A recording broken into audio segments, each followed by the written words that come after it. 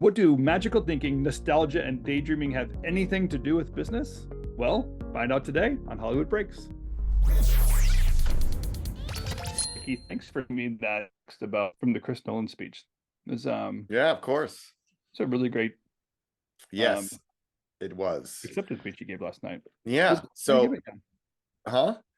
It was last night he did it, Yeah, right? it was last night. So it was at CinemaCon.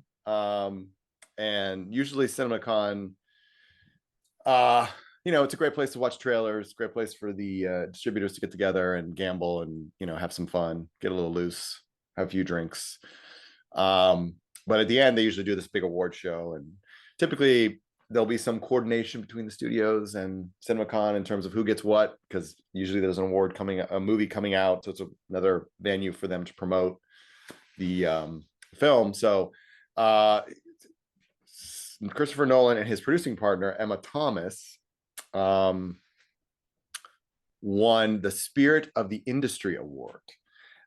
He gave a very interesting speech, which I'm going to read whole cloth because it's really cool, and we can talk about it other. So this is him, a quote: "I started to reflect on all of us who work in the movies, from the studios, distributors, theater owners, marketers, people serving popcorn. We're all engaged in a process that in some small way does make the world a better place. It's an absolute good because we all work in what is the greatest art form ever created. It can combine the subjective experience of another human being the way a novel can, but it can combine at the same time with the emphatic experience of being in a theater, of feeling what the rest of the audience is feeling. And so I thought, what a wonderful sentiment. If I'm being completely honest, what the young man actually said was, so apparently he ran into a young man on the street, and the young man said, you make the world a better place. And he said, if I'm completely honest, Aaron Sorkin makes the world a better place, because Aaron Sorkin, as we all know, is a very prolific, wonderful screenwriter. But then he goes on to say, excuse me, for us who work in movies, because what movies provide is entertainment, it's enjoyment, it's emotion, it's catharsis, it's fear, it's everything.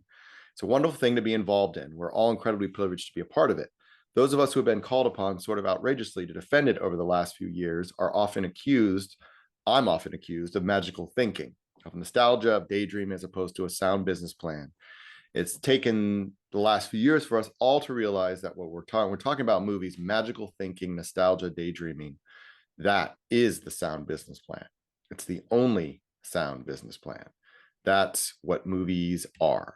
Whatever dreamlike stories are allowed to come out of this medium stands on the foundation of theaters. And so for this reason, it's a privilege to work for you. Thank you very much. Yeah, wonderful. So, I yeah. love the magical thinking, nostalgia, and daydreaming is the only sound business plan Yeah. when it comes to Hollywood.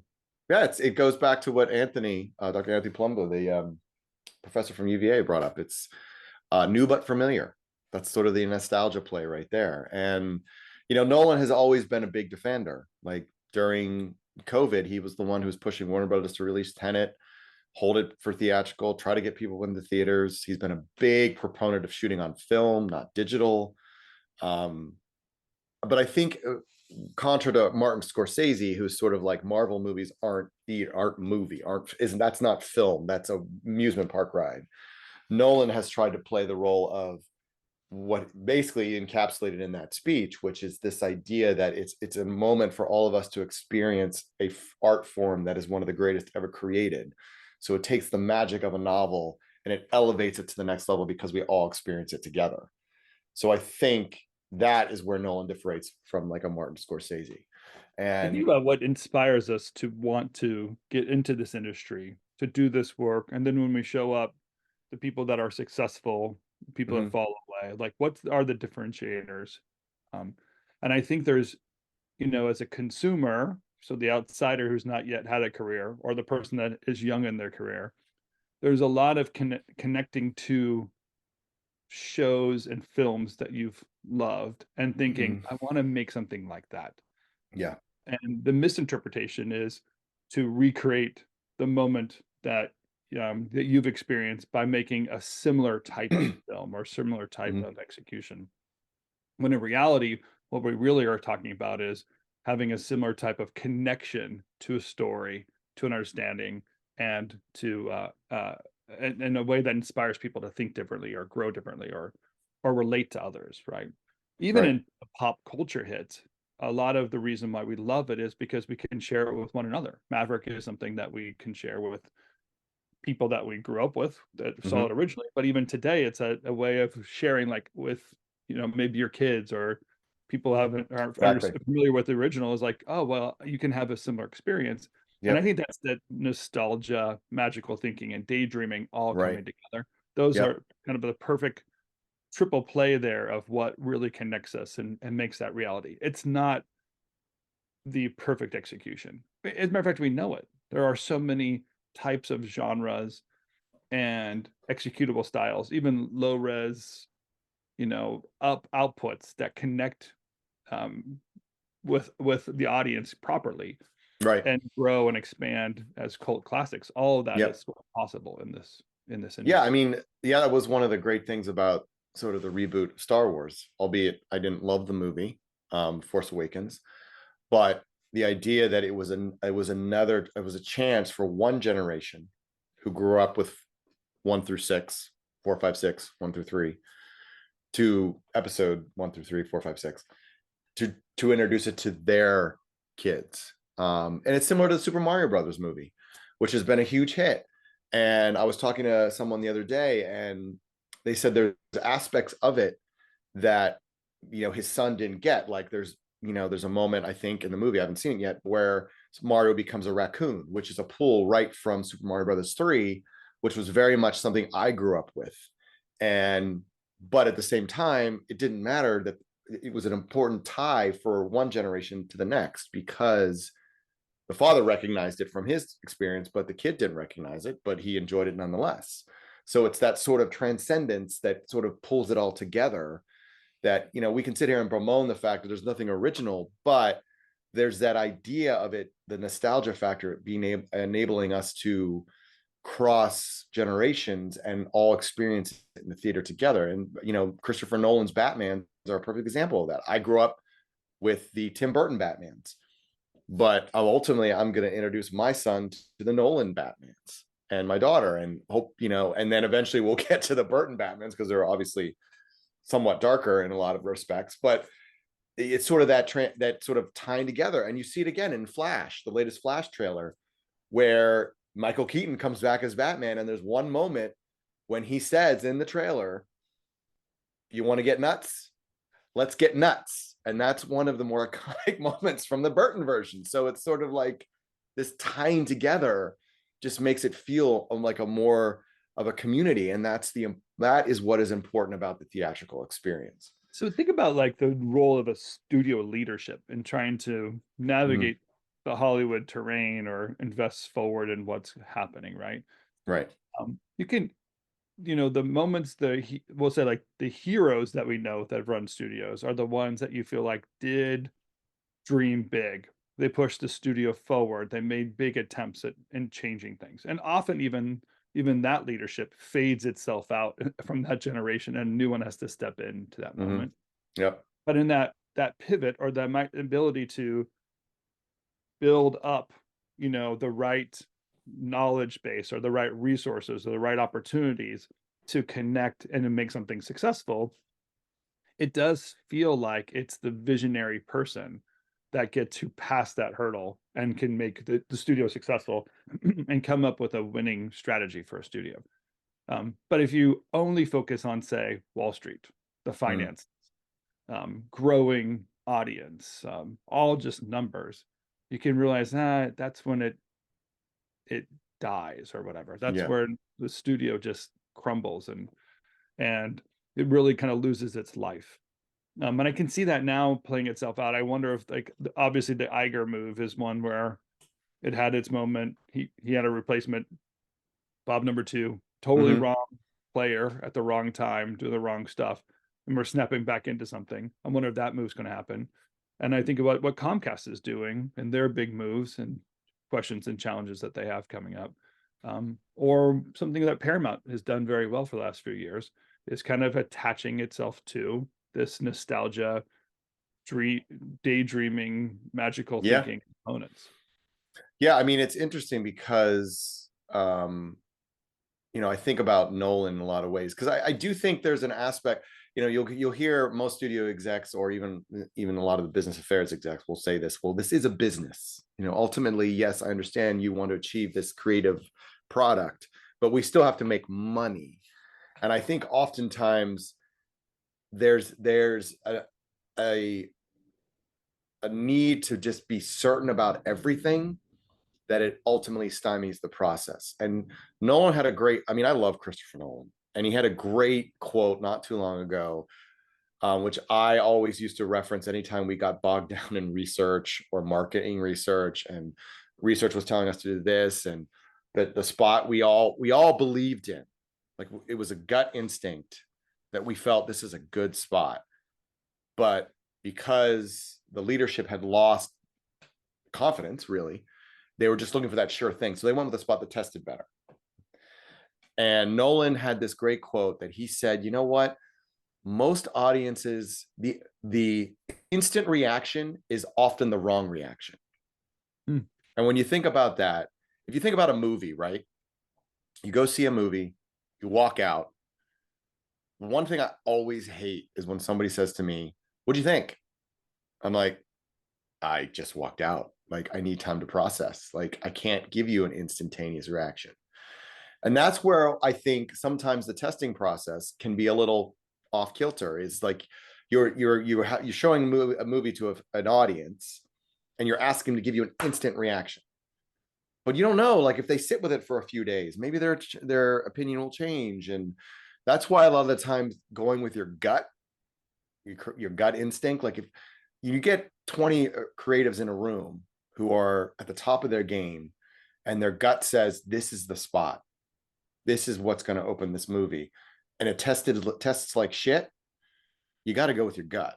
And I think that's what's starting to falter a little bit, is no one's going with their gut anymore. Everyone's So just it's going courage. You're saying like you have to there's a little bit of a lack of courage and go beyond whatever the testing audience is. And listen, I've been having this conversation since I started my career. When I was in Australia, I was young, and I was still in the leadership. I was in this leadership training program, and I was meeting with a guy who ran my program. And I said, I don't understand why things are so difficult to change, and why, if I want to try something, I'm told no over and over again. And he's like, we got to understand, a lot of these people have mortgages to pay.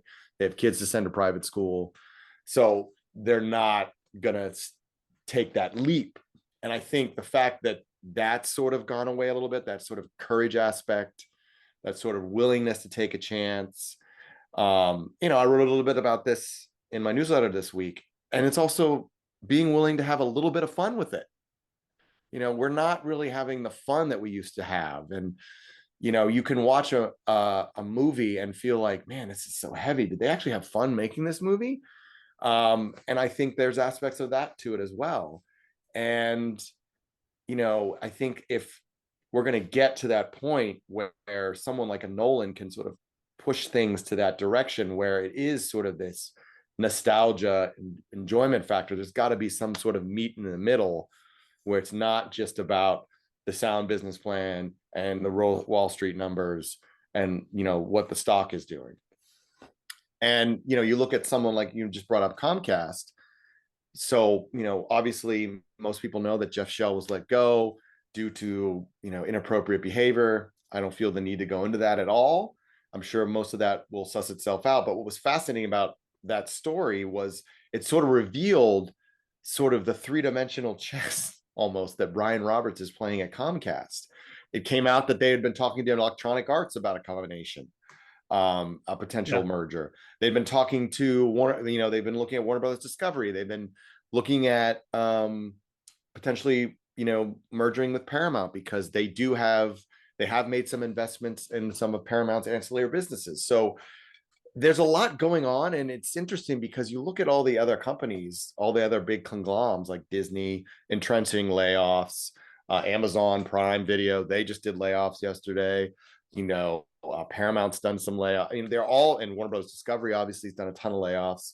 Everyone's sort of like entrenching, but it feels like Roberts is looking to make a big move, and he's just kind of figuring out what that's going to look like. And it's just a fascinating, when you really drill it down into it, it's a fascinating company.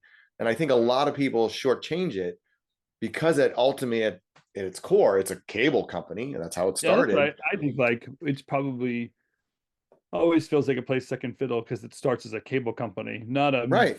film studio, right? And Yeah. even though they own a movie studio, you feel Right. like the mothership is in It's Philly, cable it's a in cable Philly. Yeah. company, and it owns something, right?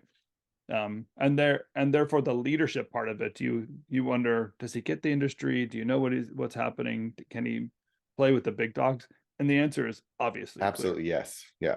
Gigantic corporate headquarters in Philadelphia, the largest towers in the city. 2 towers in the city. Yeah. And it's not only it's on the tech side as well as on the Yep. entertainment side. He's Yep. constantly creating entertainment, and one of the largest viewerships on the planet in the Comcast network. Obviously, he understands how to provide, or Comcast knows how to provide the results. So, as a dreamer, as a magic thinker, as a nostalgia person, he's actually putting the pieces together and saying, "Oh, Yeah. I wonder if there's more I can invest in and grow my business." And Yeah. something like a move with EA, that's an That, I interesting. mean, I read that and I was like, haven't even heard that. Like, and it's just fascinating. That was kind of like it was like a sentence dropped in an article. And I was like, wait, what? I didn't read about, I mean, maybe it was out in the zeitgeist and I just missed it, but I hadn't heard anything about them. I mean, I know there's been, I mean, ever since the Fox, they made a play for, made a play for Fox and forced Iger to up his price. I knew that there's always been rumblings that Roberts wanted to make a move. But then I thought with Peacock and sort of the losses they're kind of suffering there, oh, they're going to pull back. But clearly that's not the case. Clearly he's still looking to make a move. And it's just interesting when you look at almost like the public perception of Brian Roberts versus a Bob Iger. Bob Iger's like, flashy exec, writes books. Everybody loves, he's beloved on the Disney lot. And then you got Brian Roberts, who's very low key. You don't, he's not writing books. He's not out there talking about potentially running for president. Like none of that's happening. Like he's behind the scenes, but clearly he's making moves. And it's just interesting that the moves that he's made and are thinking about making are just sort of under the radar. Whereas like Iger makes a move and it's like, every major news outlet knows about it within a day or two. Right. So it's just a very interesting interplay between the modern sort of global conglomerate exec and sort of the difference between Roberts and Iger. And obviously we know Roberts is running a family company in which he helped build, whereas Iger is more of a steward. So there's that, obviously that dynamic and that difference. But at the same time, it's just fascinating to see all these moves they're making and to think about, what's coming in 2024 with Hulu and whether or not Comcast, because I believe Comcast has an option to force Disney to buy them out, or does Iger go to Roberts beforehand and say, do you want to buy us out? And then So specifically, I'm just going to on the Hulu front, right? Because right, basically, when Disney bought Fox, they bought out a third of the partnership, if I understand it right. So now there's just two partners, right.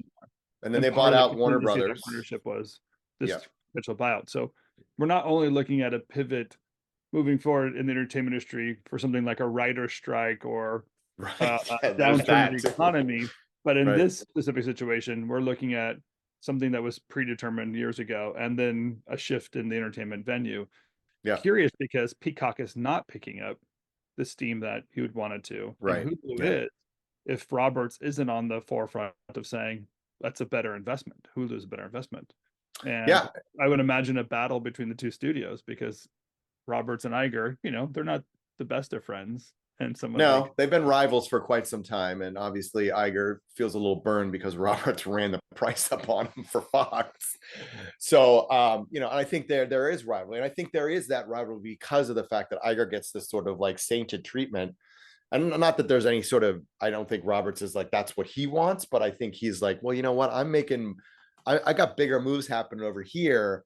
I'm playing 3-dimensional chess and Bob Iger's playing checkers. Like, it's sort of like that aspect of it. I think sort of, and it's, natural competition of business, but it'll be interesting to see because when you think about it, if Peacock's rolled into Hulu and it's all that stuff rolls back into it, then Comcast is an established brand. They get Hulu Live subscribers, of which I'm one. And then you can sort of maybe have like an X1 type platform that sort of plays into the Hulu aspect of it. You know, maybe they re-update the UI so it matches the X1 platform, which is X1, for those of you who don't have it, is probably one of the best UIs in cable. And I would argue probably in the streaming space as well, because their UI is so user-friendly. The amount of information you can get out from it is amazing. The remote's fun to play with. And you It's imagine kind of the all that internet in a time. box, right? I mean, it's like Yeah. Google meets an entertainment You could platform. imagine what Comcast and their tech people in that giant tower downtown could do with a Hulu, because I would argue Hulu's UI is a mess. It's Mhm. not the most user friendly. I don't particularly like it, but it's, you know, it's one of the few places you can get like a cable package and not have cable. That's right. So there's a lot of interesting interplay that could happen there. So I'm really curious what's going to happen. And, you know, you have Iger making all these rumblings about Disney getting out of the general entertainment game because he wants to make Frozen 10. So, you know, what does that mean for Hulu? Like, because Hulu doesn't really exist in the Disney, Marvel, Pixar, Lucasfilm space, Nat Geo, if you will. Those are Yeah. all very family friendly brands and sort of contribute to the idea of the parks. And, you know, it's interesting because it's just, who knows what's going to happen. And we all forget that, oh, by the way, Comcast also owns NBC Universal Parks, Universal theme parks, which are doing really well. So there's that aspect that's Did you also see the sort of cruise line? playing. And they're going to play. They're going to get the cruise line Apparently, or yeah, and apparently they just opened Nintendo Super World at one of their Universal Studio parks. So it's like there's yeah. another sort of crossover, especially consider obviously going to make another Super Mario Brothers movie, and who knows how many spin-offs that's going to inspire. But it's fascinating, and it's just you really don't. I don't think this would have really all of this would have come out if the Jeff Shell move hadn't happened at the beginning of the week. It's sort of all this other ancillary information came out about what's been happening behind the scenes at NBCU and Comcast. But there's definitely big moves that are happening and big opportunities that we're going to see pull itself out. I think, as always, when the economy has its ebbs and flows, Great. there are winners and losers, but the big players are kind of recognizing, oh, wait, this is opportunity for us. And, you know, big dogs often get bigger when the economy gets smaller. So I'm sure there is a little bit of competition between Disney and Comcast that way. To me, the more obvious impact is that Iger is not there to stay. Like, he has a short Right. term, Yeah. and Roberts can be like, hey, you know what? I don't know who the visionary of Disney is in the future. Right now, I have a stronger vision than they do, and I could, you know, kind of take advantage of the moment. But we'll see, because it's I think Disney is licking its wounds a little bit. They've had major layoffs the last few weeks. Yep. They're kind of refocusing their purpose, and if Roberts leaning into it in this great moment. Yeah, I mean, it's interesting because the other thing, it's sort of like, you know, Iger is now, you know, and Disney are spearheading this battle with Florida and Governor Ron DeSantis. And let's not also forget, Universal has a huge presence in Florida as well. And things are awfully quiet on that front with regards to what Universal's doing versus what Disney's doing.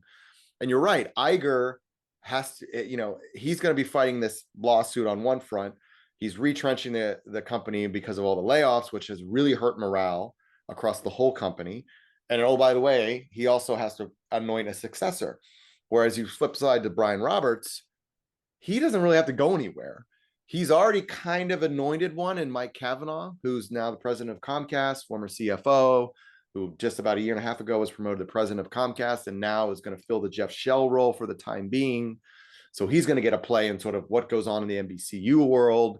They've got a very talented bench, sort of in the NBCU properties with Donna Langley, you know, running the studio for, I don't know how many, a decade now, and doing quite a wonderful job at that, no less. And so it's just going to be fascinating because they are kind of the two dominant companies at the moment. And Universal has probably been one of the more steadily run studios over the course of the last decade. And, you know, NBC has had sort of their ups and downs, obviously, and they've had a lot. But it'll be interesting to see because there's a lot of unrest at Disney right now. And Comcast seems to still be the steady player because, again, they released their earnings yesterday. I think they lost something in the neighborhood of $2 billion. They're on track to lose almost $3 billion on Peacock. They grew subs, but not nearly at the speed that Disney Plus, Netflix, and even Paramount Plus have been growing. And the stock increased by 10%. So Isn't that amazing? there's clearly a trust amongst the investors when they look at Comcast and the business model and how that company has been stewarded over the last couple of decades with Brian Roberts at the helm, and now Mike Cavanaugh obviously be given a shot to sort of like mentor, become potentially the next CEO. There's obviously a lot of trust. And then you look at Disney, where it's a little bit chaotic. They have no idea who the next, person's going to be. The last one was a total flop. Who's going to be the next person? Nobody knows. So it's just interesting, the interplay between the two companies, because again, everyone looks at Disney like, ooh, sexy Disney. They got all those cool brands. And then you look at Comcast and like, wow, they've been pretty darn steady throughout the years, even though they're losing, the cable bundle is collapsing. They don't seem to be that concerned about it. And neither does Wall Street. That's the other fascinating thing. They don't seem to be that concerned about it because they've got broadband and wireless to fill the hole. And it's just a fascinating interplay between the two companies and how almost their fortunes have flopped over the last few years, in terms of the perception publicly and how they're viewed.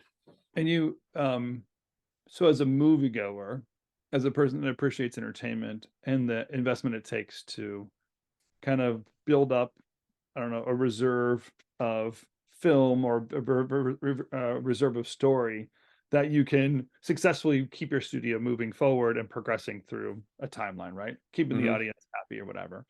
The audience can be very finicky, and the opportunities that you're looking for to grow and to expand into a certain marketplace, that's the kind of the risk part of this entire industry. So I can imagine like a lot of investment thinking is, well, we got to go where it's safe. We got to go where it's always been. This is not a time of risk. We're not going to expand the universe. So something like Frozen 3 is where investments are made because it seems safe, opposed to taking and growing and doing some kind of new imaginative storyline. Yeah. I think brings me back to what Chris Nolan was encouraging or recognizing, is like, you want a sound business plan, though, you can retain what you have by repeating the same work over and over again, or just showing things off the same. Take a storyline and move it into an amusement park. Sure, that's great. You have a new thematic part of your amusement park. Clearly, that's the interactive nature to your fan base. But if but the seeking something new and growing in that capability is probably what you and I desire most, is where's the next generation that's going to make that future.